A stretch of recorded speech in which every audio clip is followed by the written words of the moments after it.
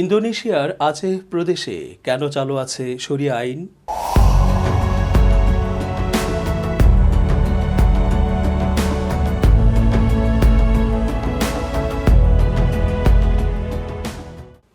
আসসালামু আলাইকুম বন্ধুরা, নিশ্চয়ই আল্লাহর অশেষ রহমতে ভালোই আছেন। যে রতন আন্তর্জাতিক চোখ অনুষ্ঠানে স্বাগত জানাচ্ছি। ইন্দোনেশিয়ার আচেহ প্রদেশে বিবাহ বহির্ভূত সম্পর্কের কারণে মুখলিস বিন মোহাম্মদ নামের এক মুফতিকে শরিয়া আইনে প্রকাশ্যে বেত্রাঘাত করে শাস্তি দেওয়া হয়েছে। ওই মুফতি আচেহ প্রদেশের শরিয়া আইনের খসড়া তৈরিকারী কমিটি আচেহ ওলামা কাউন্সিল MPU এর সদস্য। যে আইনের খসড়া তৈরিতে তিনি সম্পৃক্ত ছিলেন, সে আইনেই তাকে শাস্তি পেতে হয়েছে। বিশ্লেষকরা বলছেন, এটাই ইসলামী শরিয়া আইনের সৌন্দর্য। অপরাধী যেই হোক, তাকে শাস্তির মুখোমুখি হতে হয়। জানা যায়, মুখলিস বিন মোহাম্মদকে 31 অক্টোবর 2019 বৃহস্পতিবার 28 বার বেত্রাঘাত করা হয়েছিল। আর তার সঙ্গে বিবাহ বহির্ভূত সম্পর্ক করা নারীকে 23টি বেত্রাঘাত করা হয়েছে। বেত্রাঘাতের শাস্তি পাওয়া 46 বছরের মুখলিস বিন মোহাম্মদ সেই MPU এর একজন ইসলামী মুফতি। তিনি আচেহ প্রদেশের বেসার জেলায় থাকেন। সে বছর সেপ্টেম্বর মাসে এক বিবাহিত নারীসহ তাকে একটি পর্যটন উপকূলের পার্ক করা একটি গাড়ি থেকে আটক করে কর্মকর্তারা। বৃহস্পতিবার তাদের বেত্রাঘাত করা হয়। বেসারের ডেপুটি মেয়র হোসাইনি ওয়াহাব বলেন, এটা আল্লাহর আইন। কেউ দোষী প্রমাণিত হলে তাকে বেত্রাঘাত করতে হবে।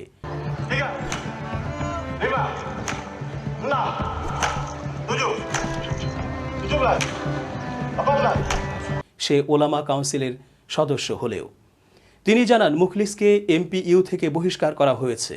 ইন্দোনেশিয়ার আচেহ প্রদেশে 2005 সাল থেকে শরিয়া আইন চালু রয়েছে। বিবাহ বহির্ভূত সম্পর্কের পাশাপাশি সমকামিতা ও জোয়ার শাস্তিও সেখানে প্রকাশ্যে বেত্রাঘাত। সরকারকে এই আইন কার্যকর করতে পরামর্শ এবং আইনি খসড়া করতে সহায়তা দেয় MPU। আচেহ প্রদেশে 2014 সালে সমকামিতা বিরোধী আইন পাশ হয়, আর পরের বছর থেকে সেখানে ওই আইন কার্যকর শুরু হয়। শরিয়া আইন অনুযায়ী বিবাহ বহির্ভূত সম্পর্ক, জুয়া, মদপান, অ্যালকোহল উৎপাদন ও বিক্রি নিষিদ্ধ। 2017 সালে সমকামিতার দায়ে সেখানকার 2 পুরুষের প্রত্যেককে 83 বার বেত্রাঘাত করা হয়। উন্মুক্ত স্থানে বানানো মঞ্চের ওপর এই শাস্তি কার্যকর করা হয়, তবে শিশুদের সেখান থেকে দূরে রাখা হয়। আচেহ প্রদেশে বসবাসরত মুসলিম অমুসলিম সবার জন্যই শরিয়া আইন প্রযোজ্য। এভাবেই সেখানে ইসলামী আইন বলবৎ রাখতে চায় সরকার, আর ধীরে ধীরে পুরো দেশেও চালু করতে বিভিন্ন পদক্ষেপ হাতে নিতেও দেখা যাচ্ছে। আর তাই তো বিশ্বের বৃহত্তম মুসলিম প্রধান দেশ ইন্দোনেশিয়ায় উত্থান ঘটছে রাজনৈতিক ইসলামের।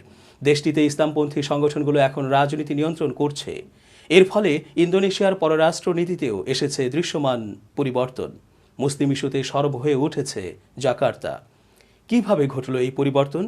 নিউ ইয়র্ক টাইমস ও ডিপ্লোম্যাটের নিবন্ধের ভিত্তিতে তুলে ধরা হলো তার নানা দিক। ভারতের রাজধানী নয়াদিল্লিতে সাম্প্রতিক বছরগুলোতে দাঙ্গায় মারা গেছে বহু মানুষ। এর প্রতিবাদে গত 28 ফেব্রুয়ারি 2020 জাকার্তায় নিযুক্ত রাষ্ট্রদূতকে তলব করে ইন্দোনেশিয়ার পররাষ্ট্র মন্ত্রণালয়। সে সময়কার বিতর্কিত নাগরিকত্ব সংশোধন আইনকে ঘিরে সৃষ্ট ওই দাঙ্গায় নিহতদের বেশিরভাগই মুসলিম। ওই আইনে বাংলাদেশ, পাকিস্তান ও আফগানিস্তান ছাড়া অন্য দেশের ধর্মীয় সংখ্যালঘুদের নাগরিকত্ব দেওয়ার কথা বলা হয়েছে। তবে সুকৌশলে এর মাধ্যমে ভারতের মুসলিমদের নাগরিকত্ব থেকে বঞ্চিত করা হবে বলে আশঙ্কা করা হচ্ছে। ভারতে বাস করে 20 কোটি মুসলিম। এই আইনের বিরুদ্ধে ভারতে নজিরবিহীন বিক্ষোভ হয়েছে। এর জেরে দিল্লির প্রাদেশিক নির্বাচনে বিজেপির শোচনীয় পরাজয় ঘটেছে। এর আগে ভারতের হিন্দুত্ববাদী বিজেপি সরকার আকস্মিকভাবে দেশটির একমাত্র মুসলিম সংখ্যাগরিষ্ঠ রাজ্য জম্মু ও কাশ্মীরের স্বায়ত্তশাসন তথা সংবিধানের 370 ধারা বাতিল করে দেয়। আন্তর্জাতিক সম্প্রদায় এর বিরুদ্ধে কঠোর প্রতিবাদ জানিয়েছে। তবে ইন্দোনেশিয়ায় অন্যতম প্রধান দেশ, যেটি প্রকাশ্যে এবং কূটনৈতিকভাবে দিল্লির দাঙ্গার বিরুদ্ধে সরব হয়েছে। ইন্দোনেশিয়ার এই অবস্থানের পেছনে কাজ করছে দেশটির অভ্যন্তরীণ রাজনীতি। ইন্দোনেশিয়ার প্রধান দুটি মুসলিম সংগঠন নাহদাতুল উলামা ও মোহাম্মদিয়া দিল্লি সহিংসতার তীব্র সমালোচনা করেছে। নাহদাতুল উলামা বিশ্বের বৃহত্তম ইসলামী সামাজিক সংগঠন। উদারপন্থী ইসলামের বিকাশে কাজ করছে সংগঠনটি। ভারতের শান্তি ফেরাতে ইন্দোনেশীয় সরকারকে কূটনৈতিক পদক্ষেপ নেওয়ার আহ্বান জানায় সংগঠনটি। অন্যদিকে মোহাম্মদিয়া বিষয়টি জাতিসংঘের নিরাপত্তা পরিষদে তোলার দাবি জানায়। ইন্দোনেশিয়া নিরাপত্তা পরিষদের অস্থায়ী সদস্য। ইন্দোনেশিয়ার প্রধান দুটি ইসলামী সংগঠনের চাপে পড়েই কার্যত ভারতীয় রাষ্ট্রদূতকে তলব করে দিল্লি সহিংসতার প্রতিবাদ জানায় সরকার। গত কয়েক বছরে ইন্দোনেশিয়ার রাজনীতিতে ইসলামী পরিচিতি গুরুত্বপূর্ণ হয়ে উঠেছে। 2017 সালের জাকার্তার গভর্নর নির্বাচনকে কেন্দ্র করে এটি দৃশ্যমান হয়ে ওঠে।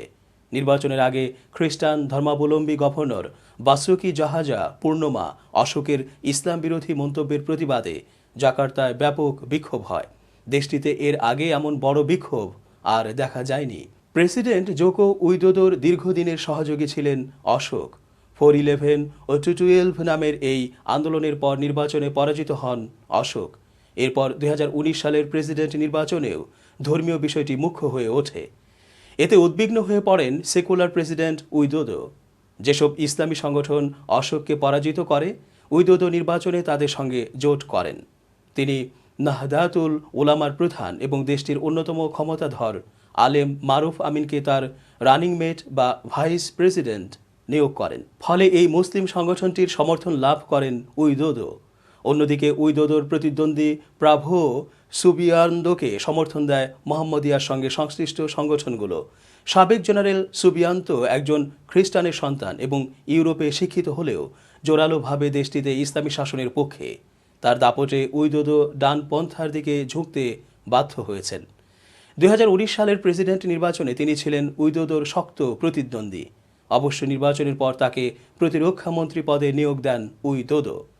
ইন্দোনেশিয়ার অভ্যন্তরীণ রাজনীতিতে ইসলামের এই প্রভাবের কারণে শক্তভাবে বলবৎ থাকছে আচেহ প্রদেশের শরিয়া আইন এবং দেশটির পররাষ্ট্রনীতিতেও তার প্রভাব পড়েছে। দেশটির রাজনীতিতে রক্ষণশীলতার এই উত্থান এবং বিদেশ নীতিতে তার প্রভাব শুরু হয়েছিল 2016 সালের অ্যাকশন টু ডিফেন্ড ইসলাম বা আক্সি বেলা ইসলাম নামের আন্দোলনের মাধ্যমে। ওই আন্দোলনেই অশোকের পতন ঘটে। ওই আন্দোলনের পর দেশটির বিদেশ নীতিতে ইসলামীকরণের প্রথম প্রভাব দেখা যায় রোহিঙ্গা সংকটকে ঘিরে। এর আগে ইন্দোনেশিয়া রোহিঙ্গা সংকট নিয়ে মিয়ানমারের সঙ্গে ভারসাম্যপূর্ণ কূটনীতি রক্ষা করে চলত। জাকার্তার কূটনীতির মূলে ছিল মানবিক সহায়তা। উইদোদো সরকার এর আগে দেশটির ইসলামপন্থী দলগুলোর উদ্বেগকে আমলে নিলেও মিয়ানমারকে ত্যাগ করেনি।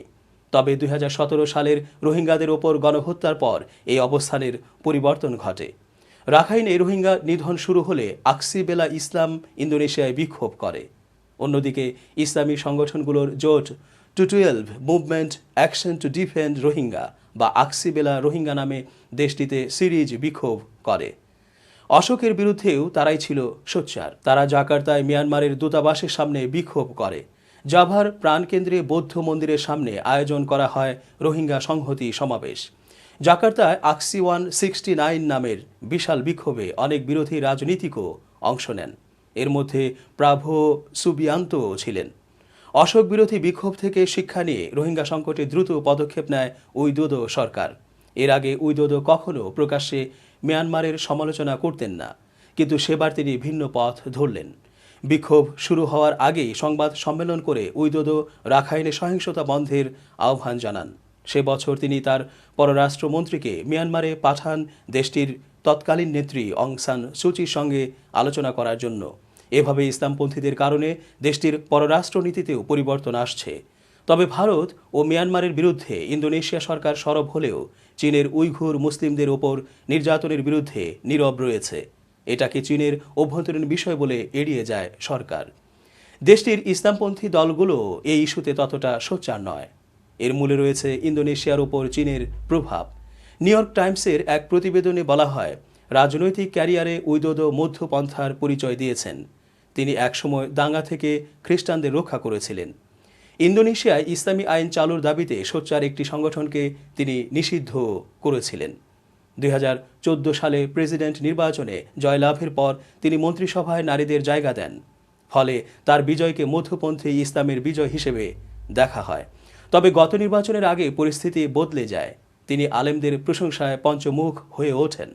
ভোটের প্রাক্কালে তিনি ওমরাহ পালন করেন। আর তিনি যাকে ভাইস প্রেসিডেন্ট করেছেন সেই মারুফ আমিন ফতোয়া দিয়েছেন যে সমকামিতা হারাম এবং মুসলিমরা সান্তা হ্যাট পরতে পারবে না। বিয়ের আগে শারীরিক সম্পর্কও হারাম। ইসলামের জন্মভূমি থেকে 5,000 মাইল দূরে অবস্থিত ইন্দোনেশিয়া বিশ্বের বৃহত্তম মুসলিম দেশ। ইন্দোনেশিয়া প্রমাণ করেছে ইসলাম ও গণতন্ত্র সহাবস্থান করে সমৃদ্ধি লাভ করতে পারে। ইন্দোনেশীয় রাজনীতিক লুকমান হাকিম সাইফুদ্দিন বলেন, তার দেশের জনসংখ্যা 26 কোটি, 17,000 দ্বীপে বাস করে এই মানুষগুলো। এখানের এই বৈচিত্র্যময়তাকে মানুষ সম্মান করে। আধুনিক সমাজে ইসলামের ভূমিকা নিয়ে সারা বিশ্বে আলোচনা হচ্ছে। ইন্দোনেশিয়া জাতীয় পর্যায়ে ধর্মের ভূমিকাকে মেনে নিয়েছে। সাম্প্রতিক সময়ে দেশটির বেশিরভাগ মুসলিমের বেশভূষায় ইসলামের বহিঃপ্রকাশ ঘটেছে। আরবের মতো পোশাক আর আরবি নামের দিকে ঝুঁকছে মানুষ। মধ্যপ্রাচ্যের স্থাপত্য জনপ্রিয় হয়ে উঠেছে। সালাফি ইসলামের দিকে ঝুঁকছে মানুষ। আমলারাও মসজিদমুখী। শারিফ হিদায়াতুল্লাহ স্টেট ইসলামিক ইউনিভার্সিটির অধ্যাপক ও ধর্মতত্ত্ববিদ দিন ওয়াহিদ বলেন, ইন্দোনেশিয়ার গ্রাম ও শহরে সরকারি কর্মকর্তাদের মধ্যে সালাফি মতবাদ শক্ত ভিত্তি গড়েছে। তারা দেখতে পাচ্ছে চারদিকে দুর্নীতি। মানুষ মনে করছে শরিয়া ভিত্তিক শাসন চালু হলে সমাজ সঠিক ধারায় ফিরবে। জোকোর সাবেক প্রতিদ্বন্দ্বী সুবিয়ান্তো জিহাদের ডাক দিয়েছেন। জাকার্তার নাইট ক্লাবে হামলার জন্য আলোচিত এবং স্বেচ্ছা নির্বাসনে থাকা রিজিক সিহাবকে দেশে ফেরাতে চান সুবিয়ান্তো। শরিয়া আইনও বাস্তবায়ন করতে চান তিনি। হিউম্যান রাইটস ওয়াচের ইন্দোনেশিয়া বিষয়ক গবেষক এবং পিস ইসলাম অ্যান্ড পাওয়ার গ্রন্থের লেখক অ্যান্ড্রেস হারসোনও নিউ ইয়র্ক টাইমসকে বলেন, গত 2 দশকে ইন্দোনেশিয়ায় রাজনৈতিক ইসলাম ব্যাপকভাবে শক্তিশালী হয়ে উঠেছে। অশোকের বিরুদ্ধে আন্দোলনের মূল কারিগর ছিলেন বর্তমান ভাইস প্রেসিডেন্ট মারুফ আমিন। অশোককে পরে 20 মাস জেল দেয়া হলেও উইদোদো তার পাশে দাঁড়াননি। নাহদাতুল উলামার গবেষক জুহাইরি মিসরাউই বলেন, রাজনৈতিক নেতারা ভোট পেতে নিজেদের ধার্মিক হিসেবে উপস্থাপন করতে ব্যস্ত। তবে রাজনীতিক লোকমান হাকিম বলেন, সরকারিভাবে ইন্দোনেশিয়া ইসলামী রাষ্ট্র নয়।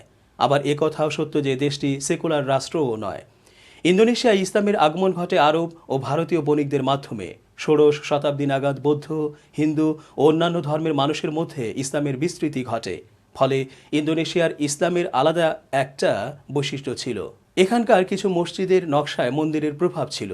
নারীদের পোশাকও ভিন্ন ধরনের। তবে 80 দশকের শুরু থেকে দেশটিতে সৌদি অর্থ আসতে শুরু করে আর বদলে যেতে থাকে ইসলামের বাহ্যিক প্রকাশ। আগের ছাদবিহীন মসজিদের স্থানে গড়ে ওঠে সুদৃশ্য মিনার সম্বলিত মার্বেল খচিত মসজিদ। এসব মসজিদে সৌদি আরব, কাতার ও কুয়েতের স্থাপত্যশৈলী দৃশ্যমান। 1998 সালে ইন্দোনেশিয়ার 3 দশকের স্বৈরশাসক সুহার্তোর পতন হলে দেশটিতে রক্ষণশীল ইসলামের বিকাশ ঘটে। এরপর প্রাদেশিক সরকারগুলোর ক্ষমতা বেড়ে যায়। মানুষ ভোগ করতে শুরু করে ব্যক্তিগত স্বাধীনতা। প্রাদেশিক সরকার ব্যবস্থা শক্তিশালী হওয়ার ফলে আচেহ প্রদেশে শরিয়া আইন প্রবর্তন করার সুযোগ পায় ইসলামপন্থীরা।